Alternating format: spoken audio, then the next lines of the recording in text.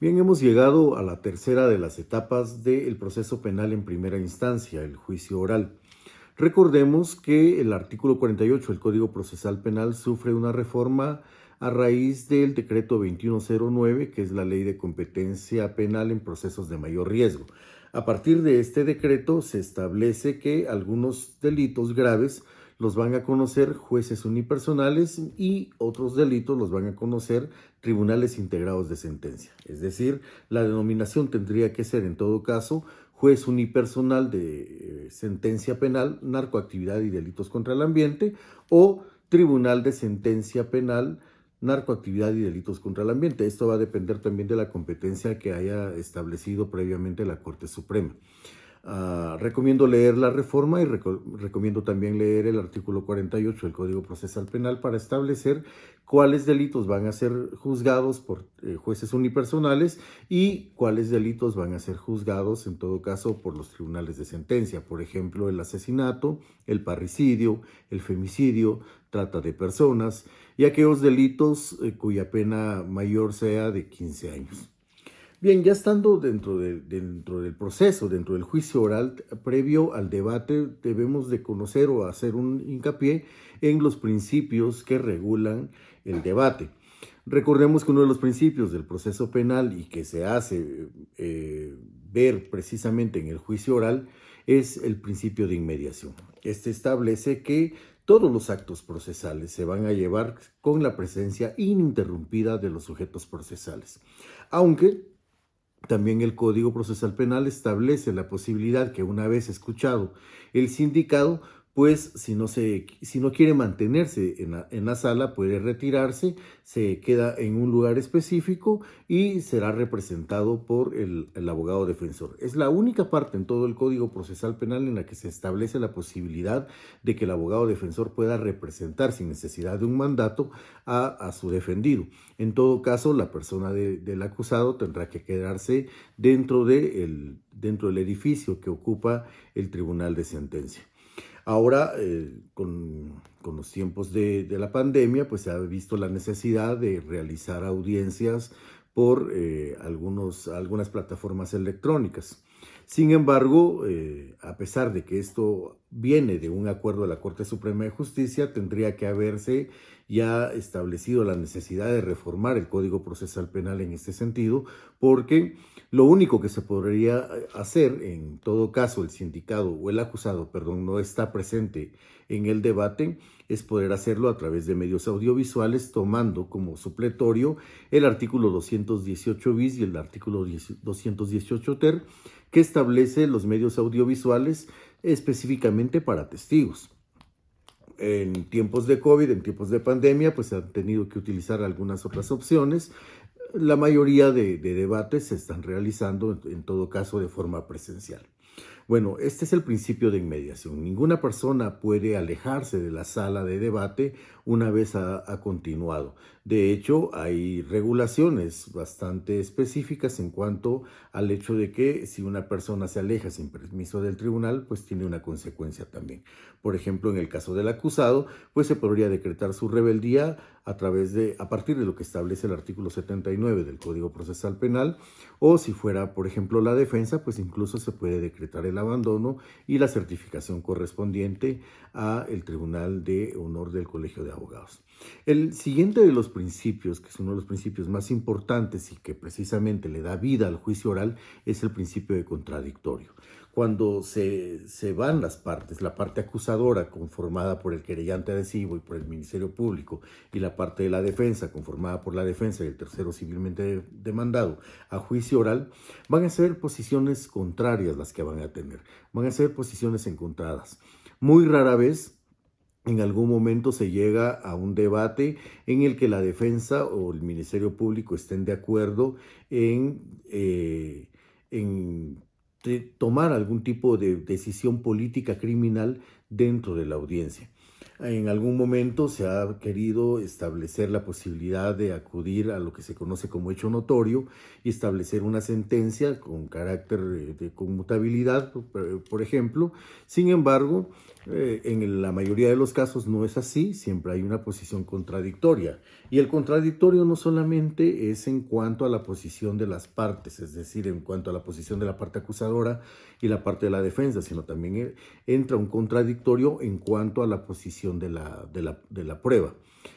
Si bien es cierto, son los jueces los que van a valorar la prueba, el contradictorio se hace precisamente en el momento en que los órganos de prueba están dentro del debate. Va a ser la posición contraria del Ministerio Público y la posición contraria de la defensa la que van a dirigir el interrogatorio que en algún momento se le va a hacer al perito. Otro de los principios es el de publicidad de todos los actos, y recordemos que en algún momento la única excepción es la reserva, es decir, que los actos no sean públicos, sino que sean reservados al público. La única excepción en donde la reserva es la regla es en el proceso de adolescentes en conflicto con la ley penal. Posterior a ello, solamente es una excepción la reserva del proceso en delitos, por ejemplo, contra la libertad de intimidad sexual, o en algunos momentos cuando se toma la declaración de testigos menores de edad o cuando la víctima también es menor. Otro de los principios es el principio de concentración y continuidad. ¿A qué se refiere? Se necesita, en todo caso, que la mayor parte de actos procesales se puedan llevar en un solo acto. Generalmente se establecen algunas fechas de debate cuando el debate es demasiado amplio, pero se tiene el control en que el primer bloque de pruebas, de testigos, de documentos, etcétera, sea el bloque de la parte acusadora, es decir, la prueba ofrecida por parte del Ministerio Público. Posteriormente, si no es prueba común, la prueba ofrecida por parte del querellante, y en las siguientes fechas o en las subsiguientes fechas, pues ya se puede realizar el diligenciamiento de la prueba ofrecida por parte de la defensa. Esto con la finalidad de que no se contamine la prueba. Recordemos que los testigos no pueden comunicarse entre sí de forma previa durante el debate, mucho menos después. Claro, si un testigo no ha todavía declarado, pues no se puede comunicar con testigos que ya lo han hecho. De lo contrario, se estaría viciando la prueba y equivaldría a la posibilidad de que alguno de los sujetos procesales pues pudieran presentar algún tipo de vía recursiva. Obviamente, algunos debates son bastante pesados en cuanto a la carga probatoria, y entonces lo que se hace es señalar varias audiencias. El artículo 360 del Código Procesal Penal pues establece la forma en cómo se puede dar continuidad al debate. Se establece la posibilidad, o en todo caso el principio de legalidad establece que un debate no puede trasladarse en cuanto a sus audiencias más allá del 10º día. Si se traslada un debate más allá del 10º día, pues entonces tendría que repetirse el debate. Sin embargo, recordemos también que el artículo 360 es anterior a la reforma que sufrió el artículo 153 en cuanto a la renuncia o abreviación de los plazos. Entonces, algunas veces, pese a que la agenda del tribunal está bastante cargada, pues los sujetos procesales pueden ponerse de acuerdo juntamente con el tribunal para poder renunciar al plazo, y pueden hacer audiencias posteriores al 11º día, siempre y cuando, primero, conste en audio y segundo, estén de acuerdo todos. Uno de los ejes torales del juicio oral, obviamente, es el principio de oralidad. Todos los actos que se van a realizar están siendo grabados de forma magnetofónica. En algunos casos incluso se puede utilizar el video, pero el principio básico es la oralidad. ¿Qué pasa con los documentos? En cuanto a los documentos, se tienen que incorporar al debate a través de la lectura. Esto va a depender también del tribunal de sentencia. Vamos a hablar del debate o de la forma en cómo se realiza el debate más adelante. Sin embargo, veamos el Código Procesal Penal. El Código Procesal Penal establece que los documentos se van a incorporar por medio de su lectura. Hay que ser un poco pragmáticos y esto va a depender también del tribunal que se trate. Algunos tribunales, algunos jueces unipersonales o algunos tribunales integrados solicitan que se lea el documento completo. Algunos otros solicitan solamente que se lea la parte conducente del documento y hay tribunales un poquito más amplios en el sentido que le solicitan a las partes, a los sujetos procesales, que solamente lean el encabezado del documento y posteriormente razonen acerca de él en sus conclusiones. Personalmente creo que si los documentos se van a incorporar al debate y ya todos los sujetos procesales tienen conocimiento de ellos, pues es más fácil solamente hacer la referencia del documento y posteriormente en la etapa de las conclusiones pues solicitarle al juez que lo valore de alguna manera determinada. Incluso se puede hacer la referencia al documento en el principio, en el alegato inicial, y esto le permitiría al juez pues llamar la atención un poco más al documento que se va a estar diligenciando. Algunos debates son bastante ágiles en el sentido de diligenciar los documentos de forma sí, obviando la lectura de los mismos, pero también algunos debates se vuelven un poco tediosos porque el sujeto procesal que ha ofrecido la prueba documental empieza a leer todo el contenido, aun cuando se sabe que los jueces lo van a tener, aun cuando también se sabe que la otra parte, la parte de la defensa, la parte del Ministerio Público, pues cuentan también con la copia de los documentos. Bien, uno de los requisitos o uno de las reglas en el juicio oral es que el acusado se encuentre libre, en la medida de las posibilidades. Cuando se refiere a que el acusado se encuentre libre, el Código Procesal Penal no está estableciendo por esto que la persona, si está en prisión preventiva, pues se le deje en libertad. Algunas personas confunden esa parte de que el acusado debe de asistir de forma libre al debate. Y generalmente lo que se hace si la persona está en prisión preventiva pues es quitarle las esposas, los grilletes y entonces ya puede declarar de forma libre. De lo contrario, si está gozando de medidas sustitutivas, pues seguirá cumpliendo con las mismas y tendrá que presentarse al debate. Hay que recordar puntualmente que en el momento del juicio oral, en el momento del debate, al acusado no se le protesta, al acusado solamente se le amonesta para que se dirija con la verdad, porque, como ya lo hemos hablado también, la persona del acusado pues ejerce su defensa material. En este sentido no es un objeto de prueba, no es un órgano de prueba, sino que la declaración del acusado va a constituir solamente defensa material. Por otra parte, también hay restricciones. Una de las principales restricciones es que no pueden entrar a la sala de debates menores de 16 años, por lo menos sin ser acompañados. Otra de las restricciones también es la prohibición de la utilización de cámaras fotográficas o de cualquier aparato que pueda reproducir posteriormente lo que acontece en el debate. Pese a que es público y que está siendo grabado, recordemos también que un debate no puede hacerse, en un debate no se pueden hacer grabaciones. Por eso, ya más modernamente, también los oficiales que están a cargo de la seguridad, pues se percatan que las personas no lleven aparatos electrónicos. Obviamente, el uso de teléfonos celulares, pues está prohibido. ¿Qué pasa si una persona, también dentro de las reglas, qué pasa si una persona tiene imposibilidad de asistencia? Si la persona no puede llegar y es, por ejemplo, un testigo, pues existe la posibilidad de conducirlo por la fuerza pública.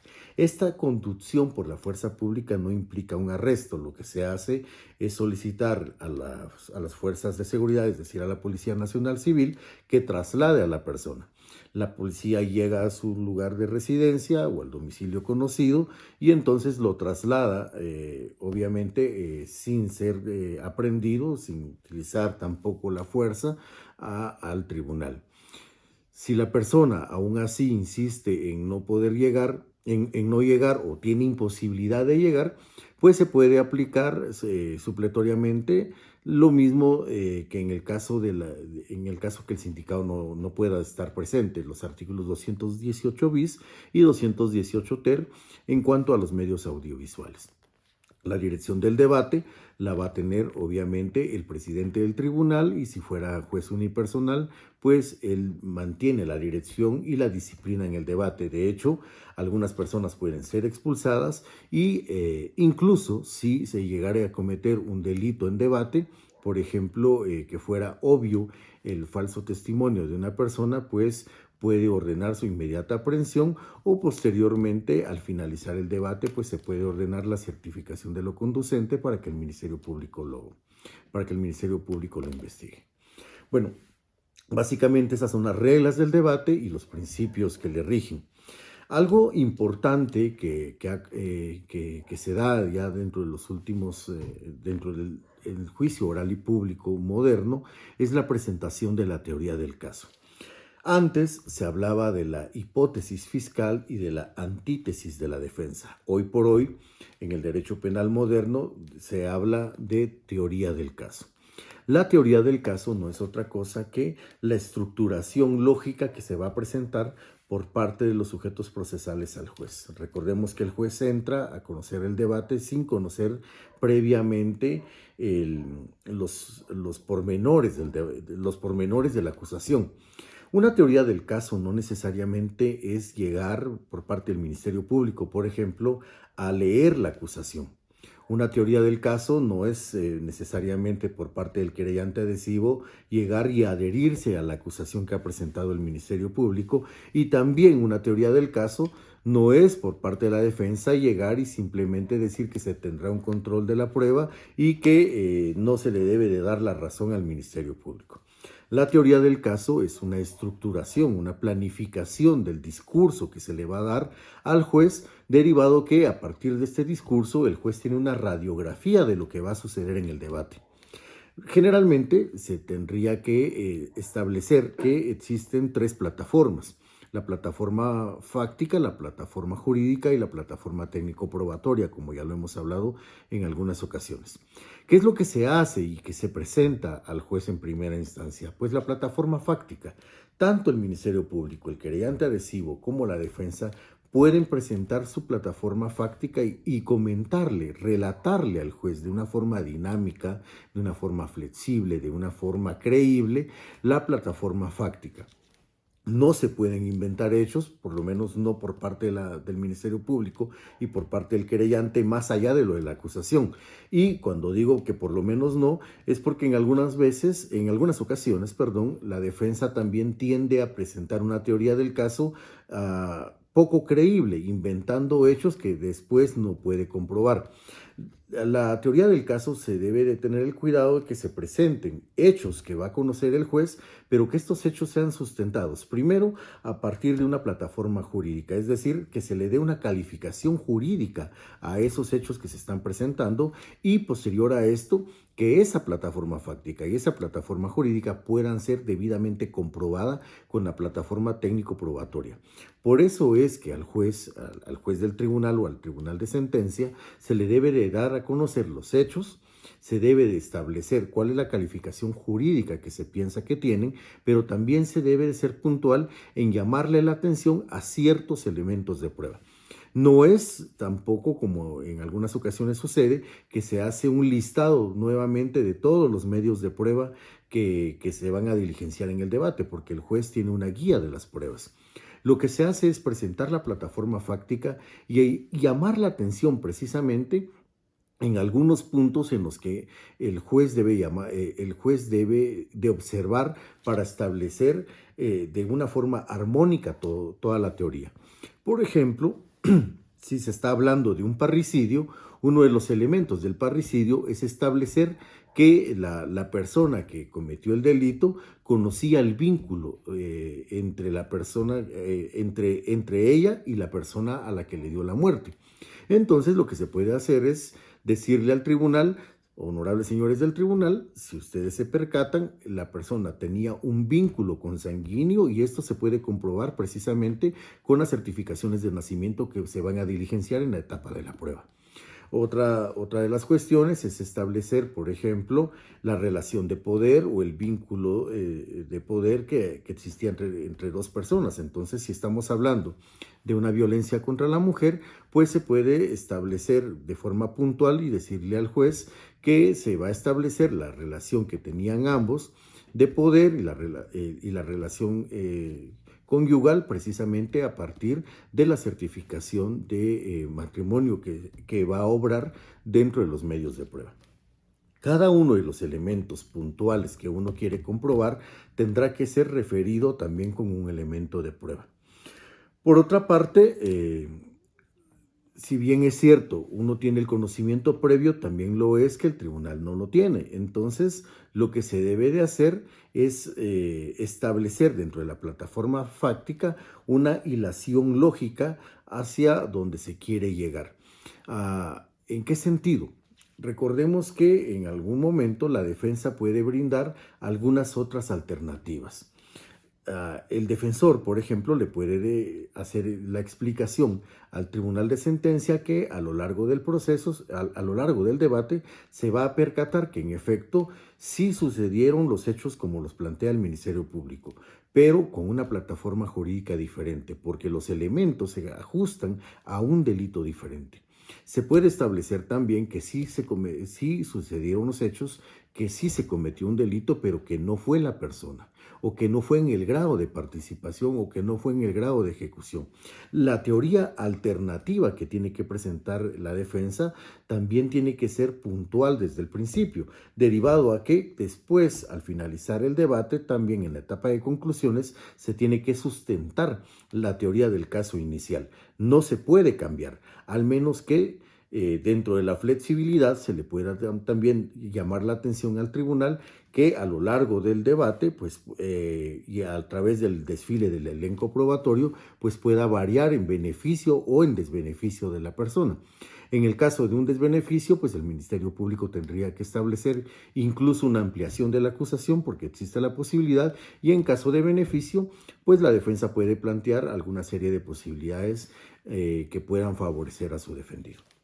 Básicamente, estos son los principios, estas son las reglas, y algo bastante importante es llegar al debate con una teoría del caso sólida y sustentada, una teoría del caso estudiada.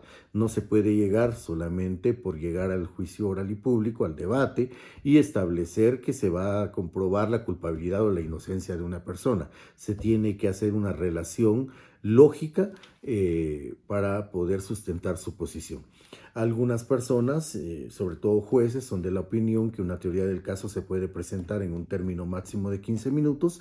Sin embargo, esto va a depender de la estrategia tanto del Ministerio Público como de la defensa, y también del tipo de delito. Hay delitos que son bastante fáciles de poder explicar, como la negación de asistencia económica, por ejemplo, o un delito de violencia contra la mujer, en el que la plataforma fáctica va a ser bastante fácil en cuanto a su estructuración. Y hay delitos, por ejemplo, cuando existen varios indicados, cuando existen varios hechos, cuando incluso se va a hablar de la posibilidad de la aplicación de una pena en concurso real de delitos o en un concurso ideal de delitos, que deben de ser estructuradas de una mejor manera. Esto, ante todo, depende del expediente que uno tenga en las manos y de lo que uno quiera hacerle ver al tribunal. En la próxima clase, pues ya empezamos a hablar directamente del desarrollo del debate oral y público. Muchas gracias.